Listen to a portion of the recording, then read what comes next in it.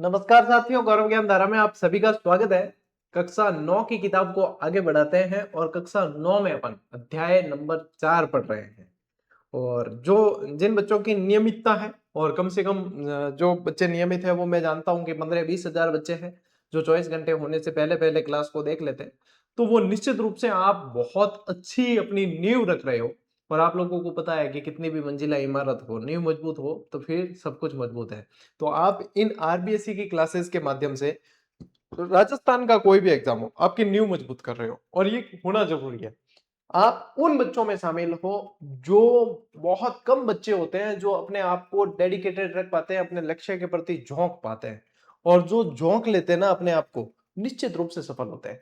तो ये मुश्किल कार्य है। क्या है सबसे मुश्किल कार्य? किसी भी चीज के लिए तैयारी करना और नियमित रहना। यदि आप नियमित हो तो अपने आप पे गर्व महसूस कर सकते हो कि हाँ मैं नियमित हूं। ठीक है, क्योंकि मैं भी अपने आप पे गर्व महसूस करता हूं कि हाँ मैं नियमित हूं, तो आपको भी अपने आप पे गर्व महसूस करना चाहिए कि हाँ मैं नियमित हूं। चलो टाबरो करा शुरू। आज जनजातीय आंदोलन में स्पेशली अपन क्या पढ़ने वाले हैं? कल की क्लास में मैंने आप लोगों को बताया था, आज स्पेशली अपन पढ़ने वाले हैं गोविंद गिरी। क्या पढ़ने वाले हैं? गोविंद गिरी पढ़ने वाले हैं। ठीक है टाबरो, चलिए तो करा शुरू। गोविंद गिरी रिलेटेड, गोविंद गिरी ने भीलों के अंदर सामाजिक सुधार के लिए बहुत सारे प्रयास किए। भीलों के उत्थान में मोस्ट इंपॉर्टेंट रोल निभाया है गोविंद गिरी ने। और भाई साहब एग्जामिनर के जो जहन में रहता है कि प्रश्न बनाने हैं, वो भी गोविंद गिरी से रिलेटेड बहुत सारे प्रश्न बनते हैं। तो अच्छे से अपन पढ़ेंगे। ठीक है, देखो टालो सब पहले यानी पृष्ठभूमि पढ़ा। और पृष्ठभूमि रे अलावा की मतलब गोविंद गिरी से संबंधित बेसिक चीज है वो देखिए। 20वीं सदी का भील आंदोलन और गोविंद गिरी का परिचय। सबसे पहले क्या पढ़ते हैं? पृष्ठभूमि। 19वीं सदी के अंत तक मेवाड़ की भील समस्या काफी हद तक सुलझ गई थी, लेकिन डूंगरपुर और बांसवाड़ा के भीलों पर कोई विशेष ध्यान नहीं दिया गया था। कल अपन ने जो है पूरा भील आंदोलन पढ़ लिया है कल की क्लास में। बारापाल में क्या हुआ, ठीक है, रिखब देव के अंदर कैसे समझौता हुआ, किसने हमला किया, किसने जो है नेतृत्व किया, सब कुछ अपन ने पढ़ा। कब कब आंदोलन जो है रुके हैं, फिर वापस तेजी पकड़ी है, ये सारी चीजें अपन ने बहुत अच्छी तरीके से जो है कल की क्लास में पढ़ा है। आज स्पेशली गोविंद गिरी के आसपास यह आंदोलन चलने वाला है। अब देखो आंदोलन का संक्रांत। 20वीं सदी के शुरुआती वर्षों में डूंगरपुर और बांसवाड़ा राज्यों में गोविंद गिरी के कुशल नेतृत्व में एक शक्तिशाली भील आंदोलन शुरू हुआ। ठीक है, अब इसका स्वरूप जो है वो देखिए। गोविंद गिरी ने भीलों के उत्थान के लिए सबसे पहले समाज एवं धर्म सुधार आंदोलन शुरू किया, जो आगे चलकर राजनीतिक आर्थिक विद्रोह के रूप में परिवर्तित हो गया। देखो जनजातियों के अंदर और इसमें भी भीलों के अंदर उस समय बहुत सारी जो है कुरीतियां अंदर व्याप्त थी। और कुरीतियां क्या करती है? समाज को खोखला करती है, समाज को आगे बढ़ने से रोकती है। गोविंद गिरी ने इन चीजों को पहचाना और यहाँ के भील समुदाय के जितने भी लोग थे उनको प्रेरित किया कि आपको इन कुरीतियों से ऊपर उठना है। यानी कि इन्होंने सामाजिक सुधार की तरफ ध्यान दिया, जो आगे जाके जो है ये जो है राजनीतिक और आर्थिक विद्रोह के रूप में तब्दील हो गया। ठीक है, एक बार स्क्रीनशॉट लो, आगे बढ़ा वजह। ये बेसिक चीज बताई अब मैंने। अब देखो डूंगरपुर रियासत के बेड़सा यानी कि बांसिया, ठीक है, बेड़सा नामक गांव के ये निवासी थे। ये पहला प्रश्न आप लोगों के लिए। ठीक है, बेड़सा के। दूसरा प्रश्न यहां से भी बना हुआ है, जाति से ये बंजारा थे। क्योंकि इस किताब के अंदर दे रखा है तो एग्जामिनर ने यहीं से उठाया। और ये भी पूछ सकते हैं आने वाले समय में कि किसान थे कि नहीं थे, तो बिल्कुल ये किसान थे। ये क्या थे? और स्वयं एक छोटे किसान थे। बंजारा जाति से थे, ये प्रश्न बन चुका है। बेड़सा के थे, ये भी प्रश्न बन चुका है। ठीक है, देखिए उनकी निर्धन आर्थिक स्थिति तथा उनके पुत्रों और पत्नी की अकाल मृत्यु होने से उनकी अध्यात्म की ओर जो है प्रेरित हो गई है, और जिसके बाद ये सन्यासी बन गए। इनकी पत्नी की और पुत्रों की जो है मृत्यु के बाद ये अध्यात्म के। और देखो परिवार के बिना क्या है आदमी? परिवार के बिना कुछ भी नहीं है। तो इसके बाद में इनके अध्यात्म की भावना जगी और ये सन्यासी हो गए थे। ठीक है, देखिए वे कोटा बूंदी अखाड़े के प्रसिद्ध साधु राजगिरी के शिष्य थे। मोस्ट इंपॉर्टेंट, इनके गुरु का नाम क्या था? राजगिरी। लेकिन इनके जो प्रेरणा स्रोत थे वो दयानंद सरस्वती थे, ये भी ध्यान रखेंगे आप। दयानंद सरस्वती के जो है प्रेरणा से ये आगे बढ़े थे। और यहाँ पे ध्यान रखना, ये राजगिरी इनके साधु, जो साधु राजगिरी वो इनके गुरु का नाम है। अब देखिए इन्होंने भील क्षेत्रों में धूनी स्थापित की। इनकी जो है धुनिया स्थापित हुई और अपना निशान यानी कि ध्वज जो है वो लगाकर आसपास के भीलों को आध्यात्मिक और नैतिक शिक्षा देना प्रारंभ कर दिया। ये देखो एक धूनी लगा रखी है और यहाँ से शिक्षा देना शुरू कर लिया। पहले स्वयं ने जो है इन चीज को जाना, संन्यास लिया, उसके बाद में भीलों को प्रेरित करने के लिए इन्होंने शिक्षा देना शुरू कर दिया। तो इनकी धूनी जो है वो ध्यान में रखनी है आप लोगों को, ठीक है। ले एक बार स्क्रीनशॉट ले। चलो राहुल देखो आगे बढ़ा। अब देखो विचारों का प्रभाव और राजनीतिक चेतना का उदय। जन जागृति, क्या ध्यान रखोगे? जन जागृति।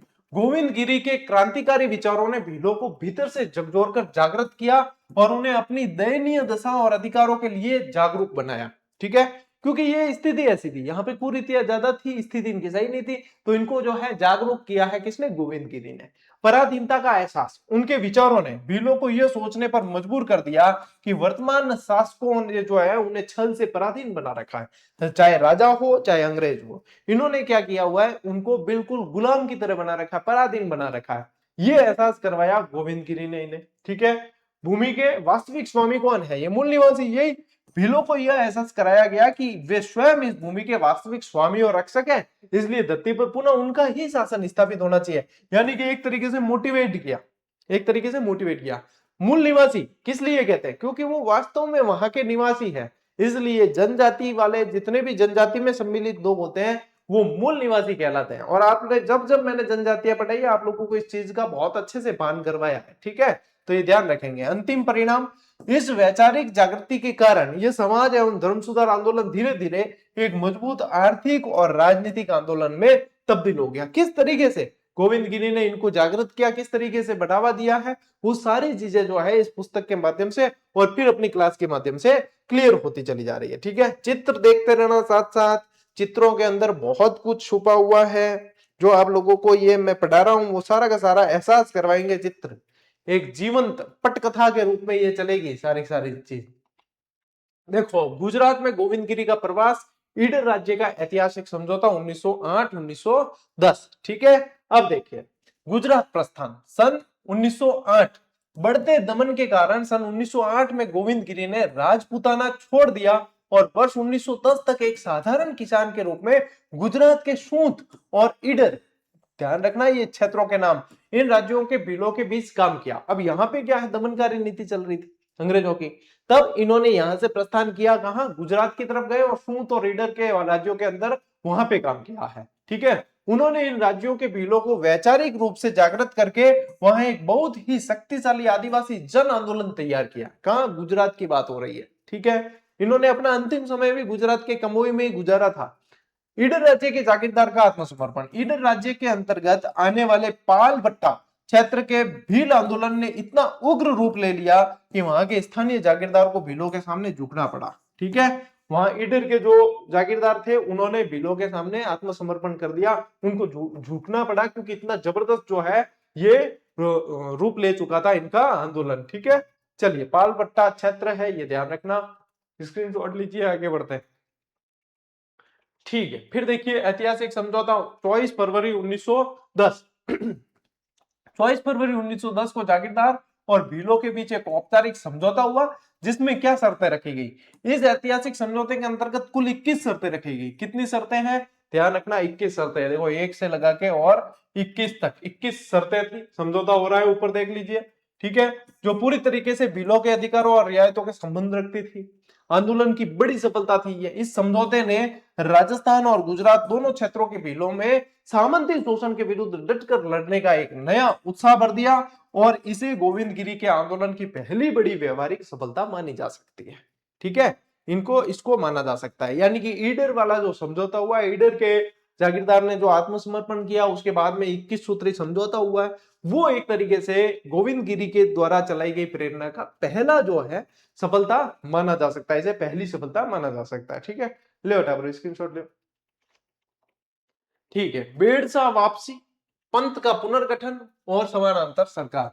बेड़सा, ठीक है। मूल स्थान वापसी, सन 1911 के आरंभ में गोविंद गिरी गुजरात से वापस डूंगरपुर जो अपने स्थित मूल गांव बेड़सा लौट आए। डूंगरपुर स्थित बेड़सा लौट आए और बेड़सा आकर उन्होंने पुनः अपनी मुख्य धुनी स्थापित की और भीलों को आधुनिक व्यवहारिक पद्धति पर उपदेश देना शुरू कर दिया। फिर वापस आ गए कहां, गोविंद गिरी बेड़सा आ गए। यहाँ पे इनके शिष्य थे, इनको जो है फिर से वापस मोटिवेट करना शुरू किया। पंत का नया रूप सन 1911, इन्होंने अपने पंथ को अधिक संगठित रूप दिया। अब वे भीलों को केवल धार्मिक शिक्षा ही नहीं देते थे, बल्कि उन्हें सामंती और औपनिवेशिक शोषण, या औपनिवेशिक किसे बोलते हैं, उपनिवेश किसे बोलते हैं, जहां पे अंग्रेजों ने शासन किया, वे इनके उपनिवेश कहलाते हैं। वो क्या कहलाते हैं, इनके उपनिवेश कहलाते हैं। यानी कि औपनिवेशिक आ जाए तो समझ लेना कि अंग्रेजों का जहां शासन है वो, ठीक। तो यहाँ शोषण और पूर्ण मुक्ति की युक्तियां सिखाने लगे इनको। अब जो है इनका भाई मोटिवेट करने का रूप चेंज हो चुका था, अब जो है तरीका बदल चुका था। इन्होंने वहां ईडर की जो है सफलता के बाद में यहाँ पे भी इन चीजों में बदलाव किया। एक बार स्क्रीनशॉट लो, देखो गांवों में धुनी और कोतवाल व्यवस्था, गांवों में धुनी और कोतवाल की व्यवस्था, उन्होंने प्रत्येक भील गांव में अपनी एक धुनी स्थापित करवाई और इन धुनियों की 24 घंटे सुरक्षा संचालन के लिए कोतवाल की नियुक्ति की। ये एक तरीके से केंद्र हो गए थे, इनकी जो धुनिया थी वो एक तरीके से केंद्र हो चुके थे। किस चीज के, एक तरीके से प्रशिक्षण के, एक तरीके से विचारों के आदान प्रदान के, एक तरीके से वहां जनजाति के लोगों से बैठक के केंद्र बन चुके थे कि यहाँ पे जो है बैठ के की जा सके, रणनीति बनाई जा सके। तो इसलिए वहां की उनकी सुरक्षा के लिए एक एक कोतवाल भी बनाया गया, जिसको नियुक्त किया गया, है ना। और कोतवाल को विस्तृत अधिकार दिए। गोविंद गिरी द्वारा नियुक्त ये कोतवाल केवल धार्मिक मुखिया नहीं थे, बल्कि वे अपने क्षेत्र के सभी प्रशासनिक और सामाजिक मामलों के भी मुख्य प्रभारी थे। यानी कि एक तरीके से पूरा ही, मतलब गोविंद गिरी का मुख्य लक्ष्य क्या था, भीलों का उत्थान करना। अब कोई गुलाम बना हुआ है तो उत्थान कैसे होगा, तो उनको गुलामी की जंजीरों से जो है मुक्त करवाना था। और गुलाम किसके थे, अंग्रेजों के। तो मुख्य लड़ाई किससे हुई, अंग्रेजों से हुई। विवादों का निपटारा, ये देखिए कोतवाल भीलों के आपसी विवादों, झगड़ों और मुकदमों का निपटारा भी करते हैं कि भाई आपस में झगड़ेंगे तो कितना क्या चलेगा, इसलिए आपसी निपटारा भी कोतवाल कर देते हैं। क्या हमें बाहरी शक्ति से लड़ना है, भैया अपनी शक्ति वो पहचानी है, आपस में ठोकिनो नहीं है। बाहरी है अंग्रेज को आयोड़ा है नहीं, आने जो है स्वाद चकानो है तो थे एक रहो, इन वास्ते तो थे एक रहने खातिर ही एक शब्द आए आगे, संप सभा। संप किन के थे, देखियो मैं तो यानी बेल समुदाय रा बहुत सारा जो है लोगों बातचीत भी करी ओडी और बहुत अपनोपन महसूस हुए। और बी टाइम जो मैं छोटा हा बी टाइम करता तो ए मतलब बातें भी करता बी टाइम में कहता कि इम तो हम्प नहीं है, इम हम्प बढ़िया है। मारवाड़ी में भी हम्प कह, हम्प तो मतलब है संप, यानी कि एकता, कि इनके बीच में बनती अच्छी है, भाईचारा अच्छा है, एकता अच्छी है, ये होता है संप। आगे आएगा संप सभा आएगी अभी आगे, ठीक है, भगत पंथ संप सभा सब आएगी। लो स्क्रीनशॉट लो, देखो समानांतर सरकार का संचालन। इस सुदृढ़, ये कर लेना, ये लिखा हुआ है सुदृढ़, सुदृढ़ व्यवस्था के कारण भील क्षेत्रों में परोक्ष रूप से गोविंद गिरी की एक समानांतर सरकार चलने लगी। भाई यहां से इनकी एक तरीके से एक सरकार ही चल रही थी, एक संविधान बन गया इनका पूरा का पूरा, है ना।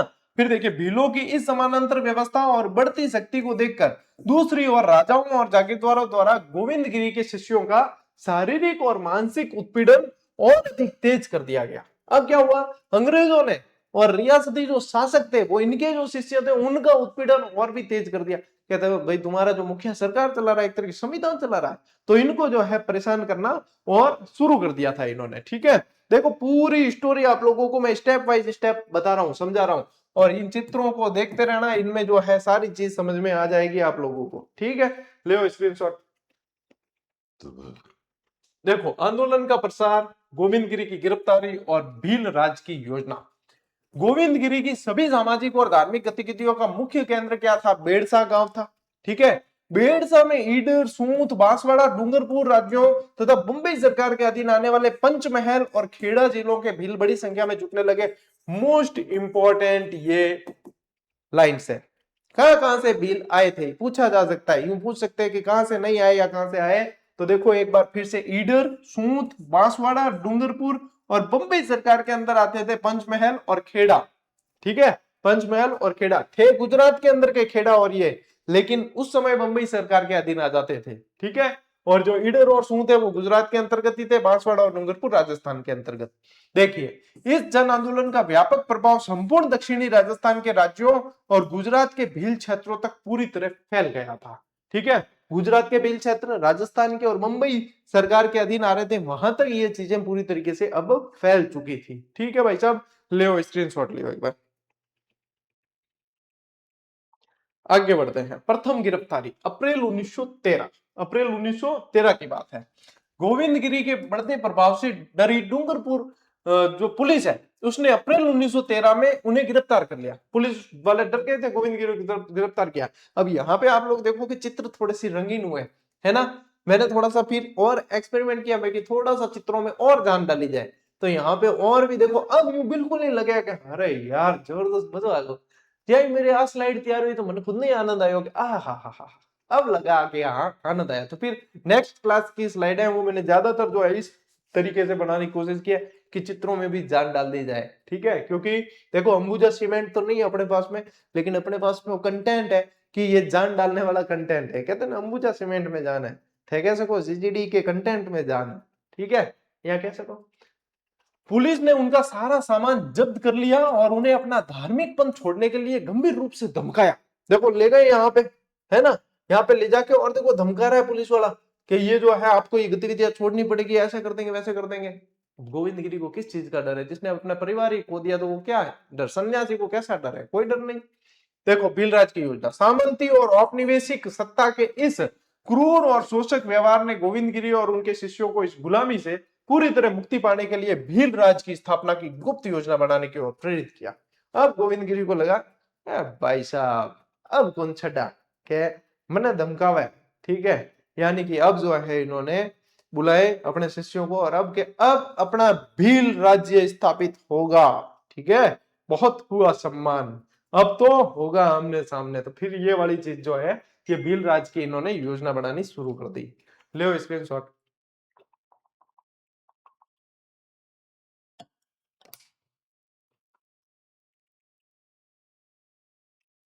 चलिए देखो, मानगढ़ पहाड़ी पर भीलों का जमावड़ा और रियासती राजाओं की घबराहट, ये मोस्ट इंपॉर्टेंट है अब, क्योंकि अब होगा मानगढ़ सम्मेलन और भीषण नरसंहार होगा, जिसे फिर इतिहास में बहुत तरीके से पढ़ा जाता है, ठीक है। यहाँ पे देखिए मानगढ़ आगमन अक्टूबर 1913 की बात है। गोविंदगिरी अक्टूबर 1913 में मानगढ़ पहाड़ी पर पहुंचे और भीलों को वहां एकत्र होने के लिए अपने गुप्त संदेशवाहक दूत चारों तरफ भेजे। अब जो है संदेशवाहक चारों तरफ क्या है, मानगढ़ के अंदर भाई साहब कुछ बड़ा होने वाला है। बांसवाड़ा डूंगरपुर के अंदर रहे थे, बांसवाड़ा के अंदर मानगढ़ आता है और वहां पे जो है गुप्त संदेशवाहक चारों तरफ जाने लगे कि वहां पे भाई साहब अपने को इकट्ठा होना है। धीरे धीरे भारी संख्या में भील मानगढ़ पहाड़ी पर जुटने लगे और अपने साथ पर्याप्त मात्रा में राशन पानी और सुरक्षा के लिए हथियार भी ला रहे थे। पूरी योजना के अनुसार राशन पानी भी ला रहे थे, खुद एक अकेले आदमी जितना नहीं बहुत जनों जितना ला रहे थे, और फिर हथियार भी ला रहे थे क्योंकि पता है लड़ाई लड़नी पड़ेगी, लड़ाई लड़नी पड़ेगी।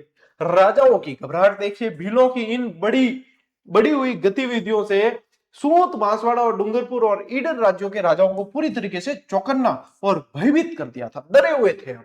अब देखो एक्सप्रेशन देख सको थे राजा और दिखे थान दिखे बिल्कुल डरियोड़ा, अब के करा रहे, अब तो अपनी बकरी डिब्बे में आ गई यहाँ करता। अंग्रेजों से सैन्य गुहार लगाई। इन सभी देशी राजाओं ने, शासकों ने अपने अपने संबंधित अंग्रेज अधिकारियों से पत्र व्यवहार कर मानगढ़ पहाड़ी पर जुट रहे भीलों के इस जमावड़े और युद्ध की तैयारी कर रही पालों को तुरंत कुचलने के लिए लिखित प्रार्थना की। प्रार्थना किसने की? अपने राजाओं ने की, क्योंकि राजा खुद शोषण करने में शामिल थे। अब राजाओं की जो है लगी पड़ी थी, तो यहाँ राजाओं ने अंग्रेजों से कहा कि भाई साहब वहां पे ये चीज हो रही है कि हुई टाइम जो है अंग्रेज सत्ता भी खतरे में पड़ चुका है, तो यहाँ पे जो है इनको यहाँ से हटाना पड़ेगा, इस जो गतिविधियां चल रही इनको कुचलना पड़ेगा। राजा देखो पहुंच गए कहाँ पे, अंग्रेजों के पास। यहाँ पे ये डरे सहमे हुए। अब देखिए आगे क्या होता है, लीजिए स्क्रीनशॉट। देखिए ब्रिटिश फौजों का घेराव और विफल वार्ताएं, 6 से 17 नवंबर तक ये घटनाएं चली है, ठीक है। सैन्य टुकड़ियों का पहुंचना 6 से 10 नवंबर 1913। मानगढ़ पहाड़ी पर भीलों के जमावड़े को बलपूर्वक हटाने के लिए ब्रिटिश फौज ने निम्नलिखित टुकड़ियां वहां पहुंची है।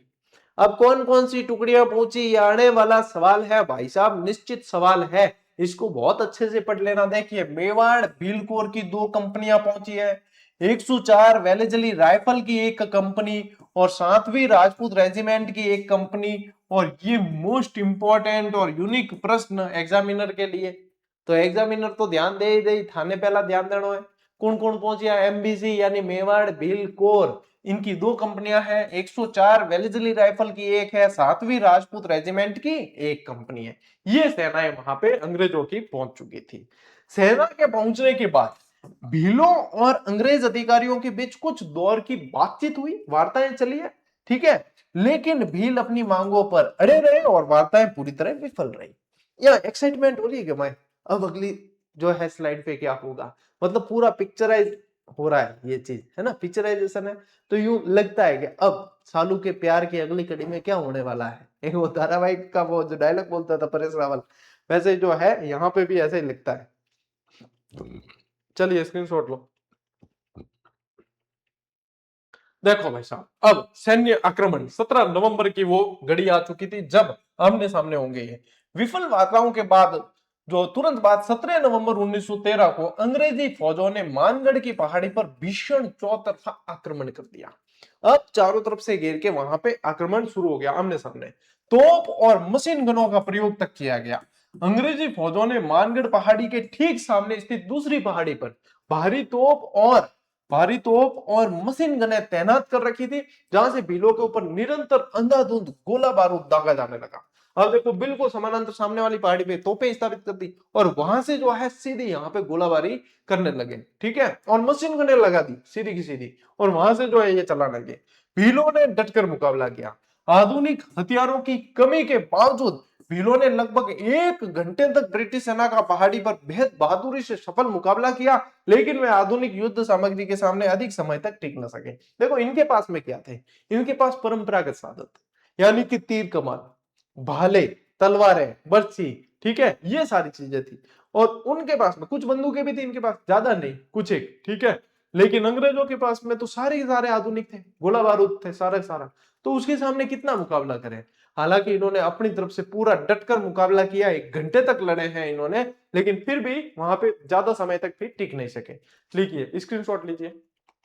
फिर देखिए, अंधाधुंध गोलियों से कत्लेआम होने लगा। अंग्रेज फौज पहाड़ी के नीचे से भीलों को घेरते हुए ऊपर तक पहुंच गई और उसने वहां मौजूद निहत्थे आदिवासियों को अंधाधुंध गोलियों से भूनना आरंभ कर दिया। अब सामने से तो हमला कर ही रहे थे, अब वैसे ही यहाँ पे स्थिति खराब हो चुकी थी और फिर जो है अंग्रेज सेना के सैनिक वहां पे ऊपर चढ़ने लगे और गोलीबारी करते हुए चल रहे थे, ठीक है। गोलियों की बौछार से भील समुदाय में भारी भगदड़ मच गई। कुछ ही समय में विवश होकर भीलों ने पहाड़ी पर आत्मसमर्पण कर दिया। अब इनके पास में और कोई रास्ता बचा नहीं था, ठीक है, चारों तरफ से गिर चुके थे, अत्याधुनिक हथियार थे उनके पास में, तो फिर मजबूरन जो है इनको आत्मसमर्पण करना पड़ा, ठीक है। आत्मसमर्पण कर देने के उपरांत भी ब्रिटिश सेना की क्रूरता देखी कि आदिवासियों का कत्लेआम जारी रखा। इन्होंने सरेंडर कर दिया था, आत्मसमर्पण कर दिया, लेकिन इनकी क्रूरता इतनी थी कि इनको आदेश मिले थे कि कत्लेआम को जारी ही रखना है, इनको मारना ही है, कोई समझौता नहीं करना। तब जो है आत्मसमर्पण के बावजूद ये कत्लेआम जारी रखा गया। इतना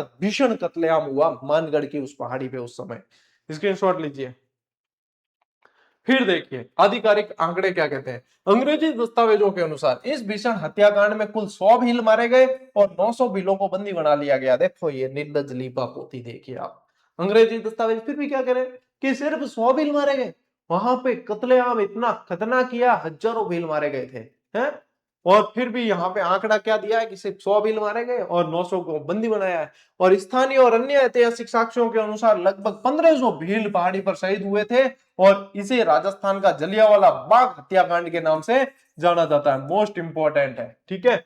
1500 भील उस समय शहीद हुए, बाद में घायलों में से और मरने वालों की संख्या बढ़ जाती है, लेकिन यहाँ पे अंग्रेज क्या कहते हैं, 100 भील मरे गए। शीर्ष नेताओं की गिरफ्तारी हुई। इस दमनकारी सैनिक कार्रवाई के अंत में मुख्य जननायक गोविंद गिरी और उनके प्रमुख सहयोगी पूंजिया यानी कि पूंजा भील, इनको क्या कहा जाता है, पूंजिया यानी पूंजा भील, ठीक है, इनके प्रमुख शिष्य थे गोविंद गिरी के। पूंजा भील की भी गिरफ्तारी हुई। ब्रिटिश पुलिस द्वारा इन्हें बंदी बना लिया गया, ठीक है, ब्रिटिश पुलिस द्वारा बंदी बना दिया गया। देखिए आगे बढ़ते हैं। फिर देखिए भील आंदोलन की स्थिति और गोविंद गिरी की लोकप्रियता देखिए। मानगढ़ धाम की घटना के बाद भील आंदोलन को बलपूर्वक कुचल दिया गया। आंदोलन कुचले जाने के बाद भी भील शांत नहीं हुए और अपने गुरु गोविंद गिरी की गिरफ्तारी को लेकर लगातार आंदोलित थे, आक्रोशित थे, यानी कि फिर भी ये इनको छुड़ाना चाहते थे। यहाँ पे जो है ये फिर भी लगभग लगातार जो है आंदोलन में एक तरीके से सक्रिय रहे। गोविंद गिरी भील समाज के अत्यधिक लोकप्रिय थे क्योंकि उन्होंने भीलों को संगठित किया था और उन्हें समाज की अनेक कुरीतियों और बुराइयों से मुक्ति दिलाई थी, इसलिए इनका प्रभाव बहुत ज्यादा था भीलों के अंदर। इन्होंने भीलों के उत्थान के लिए काम किया था, इसलिए यहाँ पे प्रभाव इनका बहुत अधिक था। ठीक है, स्क्रीनशॉट ले उठा ब्रो। देखो ये अपने जो है ये रिपीट है स्लाइड, ठीक है, और यहाँ पे अच्छा यहाँ पे आते हैं अपन, ये दो स्लाइड जो है यहाँ पे रिपीट है। देखिए सरकारी निगरानी, जेल से छूटने के बाद भी ब्रिटिश सरकार उन पर 24 घंटे कड़ी नजर रखती थी। किस पे? गोविंद गिरी पे 24 घंटे जेल से छोड़ देने के बाद भी कड़ी नजर रखी जा रही थी। और ये सरकारी पाबंदियों के कारण अहमदाबाद संभाग के अंतर्गत आने वाले पंचमहल जिले के झालोद नामक स्थान से स्थायी रूप से यहाँ पे गोविंदगिरी रहने लगे थे। ये मोस्ट इंपॉर्टेंट है और यहीं से एक प्रश्न हाल ही में एग्जाम में बना भी है ना। यहाँ पे ये पंचमहल वाले जो है ये ध्यान रखनी है आपको, पंचमहल के झालोद नामक स्थान पे। और अंतिम रूप से इन्होंने जो है अपना जीवन बिताया वो कंबोई गुजरात के अंदर। ठीक है, भक्तों का जमावड़ा देखिए, झालोद गांव में रहने के बावजूद उनकी आध्यात्मिक शक्ति कम नहीं हुई और देश के सभी भील क्षेत्रों में उनके अनुयायी जो है उनके दर्शन करने और उनके प्रवचन सुनने के लिए निरंतर वहां पहुंचते थे। इन्होंने भगत आंदोलन चलाया था, ये ध्यान रखना, इन्होंने भगत आंदोलन चलाया था। स्क्रीनशॉट ले लो। गोविंद गिरी के बारे में आप लोगों के इतना ही दे रखा है कक्षा 9 की किताब के अंदर। तो अपन ने बहुत अच्छी तरीके से पूरी डिटेल पढ़ी है। मानगढ़ हत्याकांड, मानगढ़ हत्याकांड की डेट ध्यान रखें, पूरी प्रक्रिया अपन ने पढ़ी है, वहां पे कौन कौन सी जो है कंपनियां मौजूद थी अंग्रेजों की तरफ से वो ध्यान रखना है। और सारी चीजें आ गई है आप लोगों के सामने। ठीक है, कि गोविंद गिरी से रिलेटेड आपको भील आंदोलन से संबंधित जो भी चीजें पूछी जा सकती है। अब इस क्लास को मैंने वो मोतीलाल तेजावत वाली क्लास से सेपरेट रखा है, क्योंकि मोतीलाल तेजावत वाली क्लास के अंदर भी आप लोगों को काफी सारी डिटेल पढ़नी है कक्षा 9 के अंदर से देखे तो। ठीक है, ये मेरे पास हमेशा इस टेबल पे जो है ये किताब रहती है आपके कक्षा 9 वाली। तो अब अपने गोविंद गिरी से संबंधित जो है, ठीक है ना, हाँ यहीं तक है आपके कि ये जो है भगत वहां पे पहुंचने लगे। उसके बाद में अपने उदयपुर राज्य में मोतीलाल तेजावत के नेतृत्व में आंदोलन, और उसके बाद में है फिर मीणा विद्रोह, उसके बाद में मीणा विद्रोह है। तो ये मानगढ़ पहाड़ी वाला है ये पूरी तरीके से। अब देखोगे तो ऐसे दे रखा है, देखो कंटिन्यू, कैसे दे रखा है, कंटिन्यू दे रखा है। यहाँ पे ये मानगढ़ धाम और यहाँ पे इनका स्मारक बना हुआ है वो बता रखा है। और अपन ने किस तरीके से पढ़ा है, अपन ने पढ़ा है जब बिल्कुल आपको लगता है कि अच्छा इस तरीके से दे रखा होगा, नहीं, आप इस किताब को यदि मूल किताब को पढ़ के देखोगे तो लगेगा कि अच्छा, फिर पता चलेगा आपको कि इन क्लास के पीछे, स्लाइड्स के पीछे कितनी मेहनत की गई है। इसीलिए मैं टेलीग्राम पे एक संदेश डाल के बताया भी था कि इसके पीछे बहुत मेहनत की जा रही है। इन क्लासेस में किसी तरह की आप कोताही नहीं बरतेंगे और बहुत अच्छी तरीके से इन्हें याद करेंगे। यदि आप कोताही बरतने लग गए तो मान लीजिए कि वहीं से आप पिछड़ना शुरू हो जाते हैं, और मैं नहीं चाहता कि आप किसी भी कंडीशन में पिछड़े। तो इसलिए नियमितता बना के रखना। आज की इस क्लास को यहीं पे पूरा करते हैं। अब अगले सप्ताह सोमवार की क्लास में अपन मिलने वाले हैं मोतीलाल तेजावत जी के साथ में। तब तक के लिए आप लोगों को नमस्कार, राम राम, जय हिंद।